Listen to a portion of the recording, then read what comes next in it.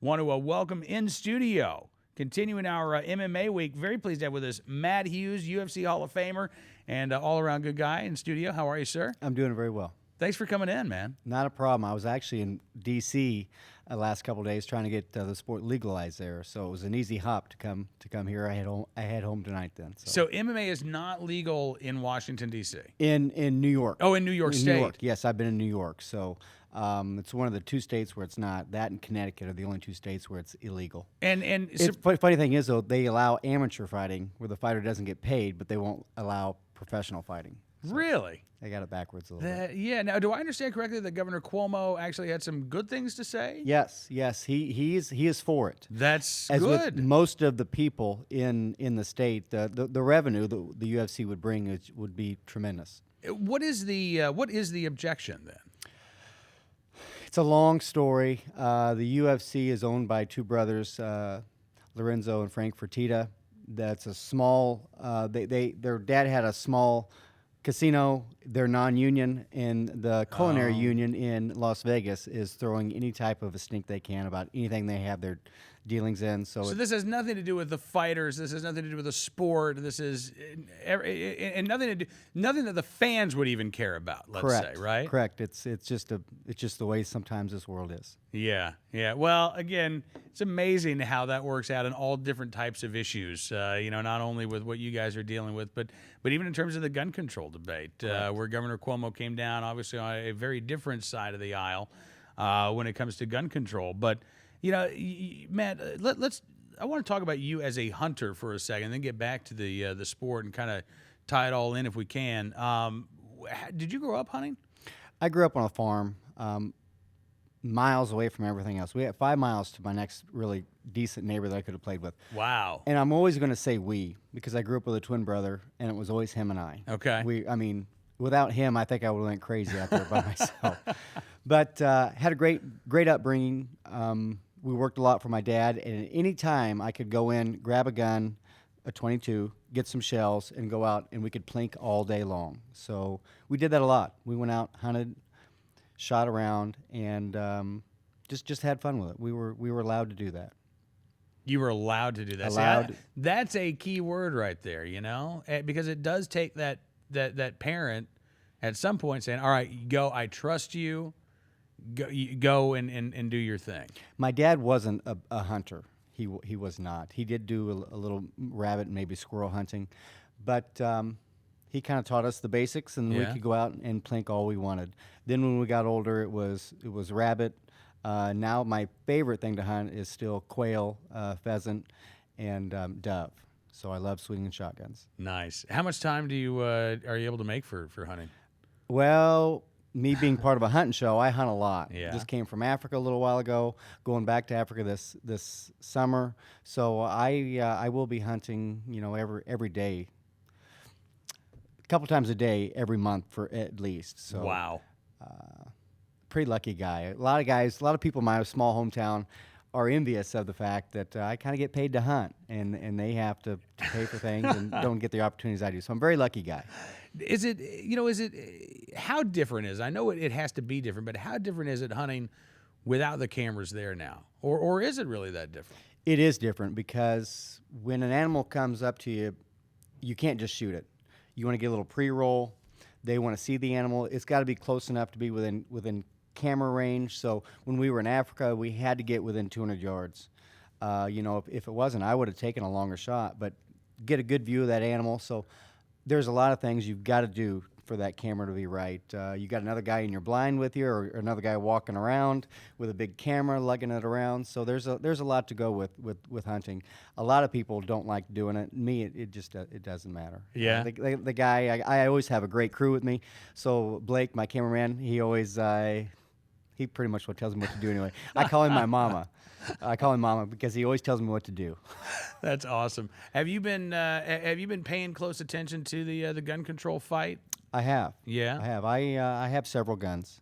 Second Amendment is very dear to me. So yes, I know. I heard about. Of course, any chance I had in New York, the legislature, I would ask questions there. So sounds like a pretty bad deal, but nothing is actually law yet. Right. Yeah. Nothing passed through the Senate, but it's. It's interesting to me because we've seen this sort of cultural attack on gun ownership. I think from a lot of different quarters, whether it's guys like Jim Carrey or Mayor Bloomberg. A lot of these folks will say, "I'm not anti-Second Amendment, but did you know, Matt, that you are a jillion times more likely to be injured if you have a gun in your home?" Now, I'm not anti-gun. I'm just saying you're a jillion times more likely to be hurt if you have a gun in your home. And we hear a lot of these sorts of these arguments where people say they're not anti-gun, but they really want to convince everybody to not be a gun owner and to give up their Second Amendment rights. It's not working. With the guns that are flying off the shelves, being a gun owner really isn't an option anymore. Everybody's going for their guns. And you know what? My guns are locked away. I got a nice vault where my guns are at. But if I took my guns out, set it on the front porch, they wouldn't shoot anybody by themselves. Right. It's just what I don't know what they're coming up with. Well, it seems to me like in tying this back to MMA and really, fighting in general, we all have fists, right? And we can all use these fists to hurt other people. Self-control, knowing that, having a moral code where you don't walk up to strangers and punch them in the face. There are all kinds of things that we can do as individuals that don't require legislation that prevent us from hurting other people. Correct. Right? It seems to me like we can apply these same lessons and concepts to gun ownership and even to MMA. I mean, if you take a kid, let's say you take a kid who's got, ADHD and he's bouncing off the walls. I've seen so many of these kids benefit from the discipline and the responsibility that they learn from karate or judo, or, whatever it is that they're, even the shooting sports, the getting involved in the JROTC program or the 4-H shooting sports program. But it's that development, right? Yes. And one of the things I think really made me who I am today, first off, I grew up with a twin brother, so that taught me a lot of competition. At a young age, I've been competing with my brother. And being raised on a small family farm, I was learned how to work. Taught very young to work. With those two things, it really took me to where I was at, today. So without that, I wouldn't be where I'm at. What would have happened had you slept until noon and then told Dad, "Not today, Dad. I'll get it done tomorrow"? Dad would have thrown me off the bed for sure. And the good thing was that we really were worked pretty hard. But we didn't know Johnny in town was out shooting baskets and wasn't in the cornfields and the bean fields cutting weeds out of beans. We didn't know those guys weren't baling hay in the summertime, so it was we just didn't know, and that was fine. And I'm glad I was raised as somewhat a slave to my dad when I was young, because without that hard work ethic, I wouldn't be where I'm at today. It's funny. I as a father myself, and I didn't always get this. For a long time, I thought my job as a dad was to make sure that my kids were happy and my kids liked me. And then I realized nah, my job is to make sure that when they're adults, they're functional, responsible adults. They can despise me when they're 12, and chances are they probably will at some point despise you during their teenage years. But that's not what being a parent is all about. What being a parent is all about is exactly when you get to that stage of adulthood, you've instilled those lessons in your kids, and then they get it, right? Did you ever have a point where you realized that Johnny was shooting baskets and you thought, "Dad, dang it"? And of course, everybody goes through this. When I turned 16, I was in with Johnny shooting the baskets. So it's funny how when I grew up, I worked on a farm all day long, and I was really trying to get away went to college to get away from the farm. And now I'm 39 years old, retired, and the first thing I want to do in the morning is go to the farm and work. It's all come around to me. So my brother took over the farm, which is great. So I go there and I work all I want. That's awesome. Talk with Matt Hughes, UFC Hall of Famer and a sportsman with us in studio. We were talking about farms and food over the break. And I grew up in the suburbs of Oklahoma City, but in December, I actually fled the D.C. suburbs and I bought a small family farm. So now here in D.C. No. Away, outside of the bubble, miles away. It's a hell of a commute, but it's worth it to me, and it's worth it to my wife and our kids to have that sort of life that you were actually talking about. So now I'm the father who's demanding that the kids get up at 8:30 in the morning. And come on, we got stuff to do. We got busy days now, and 8:30 sleeping late on a Saturday. So, but it's it's funny. I mean, a big part of it was what you were describing. like I said, I grew up in the burbs, and my family, my mom and dad were both one generation. They both grew up on farms. My mom grew up in Oklahoma in the Great Depression on a very, very poor farm. I mean, they were dirt poor. She was 18 before she had indoor plumbing and electricity in her house. And compared to how my parents lived, like, I had it great, you know? I mean, I lived in the burbs, and I had cable television, and, you know, my big chore was mowing the yard. And I'm lucky that I appreciate that, because then when I went off on my own, I was dirt poor, and I had to work my way up from nothing. But I saw my kids surrounded by a lot of other kids in a culture that took almost all of it for granted. And I didn't see a great deal of appreciation from these kids, and even a lot of adults, you know, as to just how well off and how blessed and how lucky we were. And, you know, the hard work seemed to be the hard work time away from family, and not necessarily the hard work putting time into the family. And so, you know, we decided we were going to make a big lifestyle change. And I got to say, I mean, it's still pretty new. I suppose I reserve the right to say, man, I screwed up. But right now, I got to say, I love it. How long you been there? 5 months. 5 months. Yep. That's short time. What's your wife think of it? She loves it.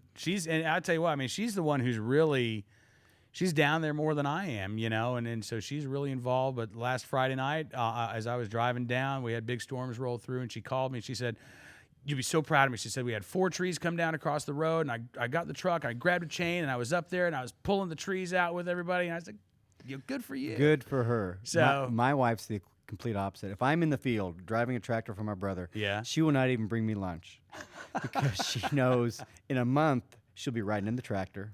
In a month after that, she could possibly be driving the tractor. So she won't even start the process. She won't come to the field. So you got a good one there. That's funny. That's my 12-year-old son right now, who is, you know, telling me. He told me the other day. He said chickens are gross. And I said, you know, it's funny. You eat them. You know, why won't you take care of them? Because they smell. I said, you're 12. So do you. Come on, let's go. So yeah, it really does sound like your upbringing was a huge part of, I mean, really everything that you are today. You never left it behind. We're all a product of our environment, and I love it the way I grew up. I mean, I would love to get my kids out on the farm more. I got a great setup. My family farm's here, and I live right on the outskirts of it, on the town side. 5 minutes, my wife's at the grocery store. On the road, I go out the back door. 5 minutes on a 4-wheeler, I'm at the farm. So it works out really well. That is fantastic. So for those who don't know your story, I mean, how did you get into MMA? Grew up on the family farm, right? With my brother. High school, we started wrestling, and quickly became that was our sport. It was easy to tell. My freshman year, I went to state. My sophomore year, I went to state. Went to state undefeated, lost twice. My junior and senior year, I won state in wrestling at Hillsborough High School. Then I went to college, was a 4-time All-American at college, and got done wrestling in college, and I needed some way to compete. Took this sport up just as a hobby. Never thought I would really turn out to be anything in the sport, just 100% hobby. And ended up winning the world title in 2001, and just amazing how it's amazing the road God put you on, because I had no idea I'd be a world champion, had no idea that I'd make enough money to support a family, no idea I'd be retired at 39, no idea there's not probably an airport I can't walk through without somebody wanting an autograph. So it's just strange. You don't know what God put you on. You don't know where you're going. Right. You just don't. Do you ever think if it would have been different had you gone into this trying to make a career out of it, as opposed to just getting into it for the curiosity and the love of wanting to compete? I think it would have been different. You know, there's a lot of things I can go back and say I wish this was different, and this, but in the end, I'm glad it all went the same way, because I got a great family at home, got a great life, and I'm just glad it all worked out the way it is. So. But yes, if you change one of those factors from previously, you know, years ago, right, you're going to have a different outcome. Yeah. Now this is maybe a weird question. I'm 38, and the thought of being retired like a year from now, I can't even imagine it. What is that like? Wide open vistas. You can go wherever you want. The world is your oyster, Matt Hughes.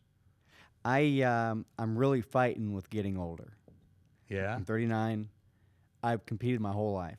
whether it was with my brother on the farm, high school wrestling, college wrestling, fighting at the gym, getting ready for a competition. I've been competitive my whole life, and now I'm not. So I find myself, I just got done reading Chris Kyle's book because I know reading is good for you, and I don't want to keep my brain the way it is. So I try and read a lot, and I always, I wake up in the morning. One of the two highlights of my day is taking my kids to school and picking them up. I really enjoy that, and working on the farm. But I'm trying to stay young in the fact that the people who retire are the ones that get old drastically quickly. Right. And I don't want to be that way. I want to be young. So with the hunting show, it's going to help out because it's going to give me more of a, kind of a purpose type thing. So is that a way to get out some of that competitive drive? Yes. Because there's nothing better than trying to beat an animal in his own game. And when you go to Africa, I can shoot 200 to 300 yards, but they can see for 600 yards, and they can smell you from probably 1,000 yards away. So everything's got to be lined up right. Yeah. The moon has to align with the many stars for a kill to happen in the hunting world. Yeah, from going from hunting squirrels. I mean, like when you got to Africa for your first hunt, what was that? I mean, have you ever had those thoughts where you're just like, I can't believe I'm here? Definitely. The Africa hunt was definitely the highlight. We went for all plains game, and it was just first 2 or 3 days we didn't get anything, and then things started working in our favor. But we took my 13-year-old son with me. Very cool. And he loves it. When we got done with the 10-day hunt or whatever it was, I wanted to go home to see the rest of the family, and he wanted to stay there. He loved it. So we had a great time. But going over there and kind of figuring out what you're going to shoot, and was a lot different than going out before sunup, waiting for a squirrel to come down a tree and shooting it. Yeah, absolutely. Talking with Matt Hughes, joining us here in studio, and Matt, looking at the future of hunting, the numbers are ticking back up after a number of years of decline in terms of hunting. Is hunting getting to the point now where I've seen a number of stories, for instance, about urban hunting clubs, like in San Francisco and Washington, D.C. People are getting together. They may live in the city, but they want that experience. So they'll go out and they'll hunt and they'll get their meat processed and they'll bring it back and they'll put it in their freezers in D.C., which I think is fantastic. Because if we only say, well, if you grew up on a farm, or if you grew up in the country, or if you went out to your uncle's place when you were a kid and you got to do some hunting, if we leave our hunting heritage up only to those who grew up hunting, we're toast. Yeah. Right? How do we translate? How do we get more people who've never had that experience of waking up in the pre-dawn hours? They don't get it. They don't understand it because they've never experienced it. Maybe they've never even really talked to anybody who's done that themselves. I think that, the best way is if somebody has that itch to go out and do it. Because if somebody like my wife, kind of the opposite that I am, she'd never kill something. And she's even to the fact where I can't bring something I've killed into the house and eat it. So I've got a kitchen out in what I call the shed, nice shed. So I have a kitchen out there, but I can't bring something that wasn't bought at the grocery store into the house and cook it. Really? Yes. Will she eat it? No, she will not. She will not. She went over to my sister's one time, had some deer chili, and she really liked it till she found out, 10 minutes later it was deer chili, and then she was disgusted by it. But so to get that person that has an itch to go out and hunt, maybe they've seen something on TV or maybe passed a magazine and read it or something, is a lot easier. Because man, if you don't want to hunt, I don't know the right recipe to make them hunt. Now, we were talking about food earlier. You've got that book there. If you want some clean meat, go out and kill it, because that's guaranteed not to have any of the steroids or anything that might be in something, whether it be some pork or beef or whatever. So your venison is definitely your leaner, more pure meat. Oh yeah, that's why food banks around the country love programs like Farmers and Hunters Feeding the Hungry, because this is the best type of meat that you can donate to these programs, and they love getting that fresh protein. And when I went to Africa, a lot of people were like, "Hey, you didn't bring all that meat home," and I go, "No, I don't." Usually in the United States, when would kill a deer, that deer would get sent to a processing house, and the meat was donated to somewhere.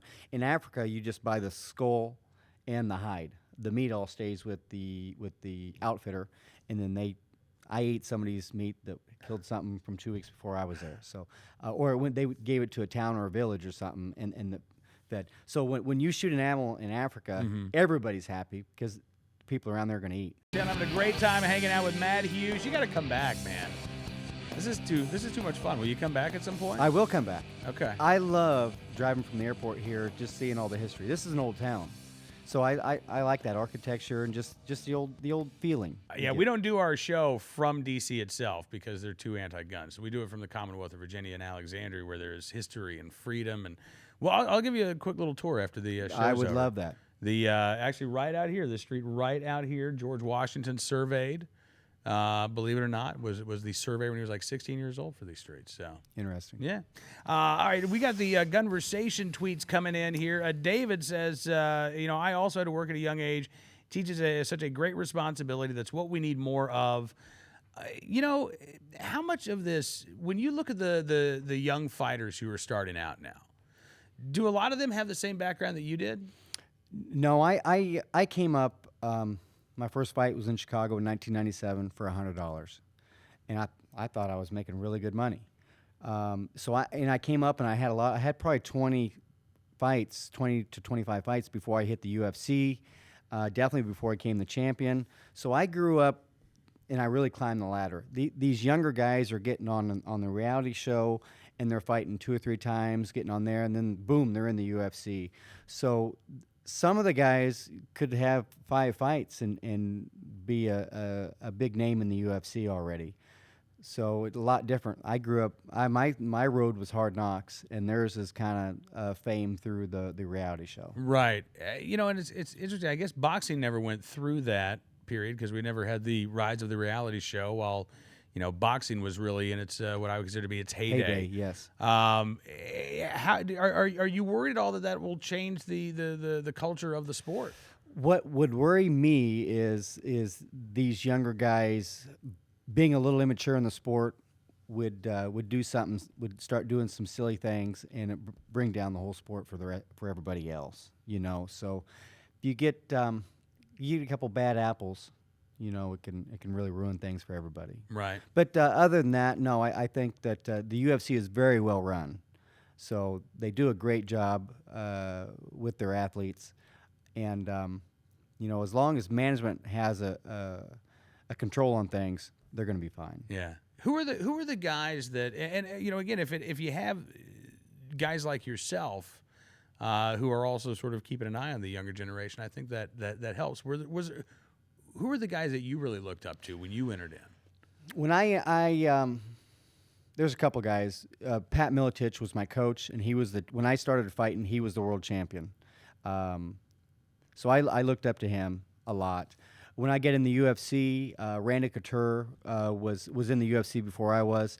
Always spoke real well. My wife always got very nervous when they put a microphone in front of my mouth. She did, and she's told me that many times. So I really tried to model myself after Randy. If I watched the way he spoke, the words that come out of his mouth, and I really tried to mimic him when I had a mic in front of my mouth. Dan Gable has always been, the wrestling icon has always been somebody that I tried to work as hard as he did. I read his book when I was in college wrestling, so try to model myself after him. But those are the 3 guys that really played a big role in me. Do you get a lot of people asking you, all right, so what's the best way for me to break in? Best way to become a UFC fighter is, number 1, find a good gym that's going to teach you the basic 3 which is wrestling, striking, and submissions. The wrestlers have a big advantage because I get to pick where the fight's going to be fought at. If I'm fighting Muhammad Ali, I can use my wrestling offensively, take him down, put him on the ground, and try and beat him up there. If I'm fighting a great submission artist that has no striking, I can use my wrestling defensively, keep him on his feet, and outbox him. So the wrestlers have a big role in this. I think it's the stronger backbone is wrestling because you'll get to pick where the battle's fought at. Right. So I always say get a good gym, and number 2, get a good manager because he'll line your fights up for you. Don't take a fight you can't win, and rely on your manager and if you made a good decision on your first two things, your management team and your training team, listen to what they're saying. That's number 3. That's number 3. All right. When do you know you should walk away from either one or two, Matt? Well, when you start getting booked with fights you can't win, yeah, and when you feel like your training team isn't there for you, when in our gym, when somebody had a fight coming out, we all tailored around them. Pat Miletich, the champion, the guy I was talking about, great guy. He was going to fight a guy named Frank Trigg. Well, Frank Trigg's a wrestler. I'm a wrestler. I was going to mimic Frank Trigg in the practice room. Frank Trigg, they called him Twinkle Toes because he painted his toenails. Well, what I did is I went out and bought some shoe polish or some fingernail polish.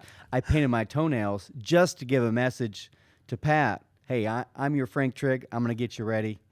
And so that was the way that went. So if your training team is not around you when you get a fight coming up, right, try and figure out what's going on, And your management team, if he's not doing things for you, really before that you ask him to do things, bring it up to him. Matt Hughes, I cannot thank you enough, sir, for coming in studio. It was a real pleasure getting a chance to hang out with you this afternoon. Cam, you too as well. We'll do it again. I hope so.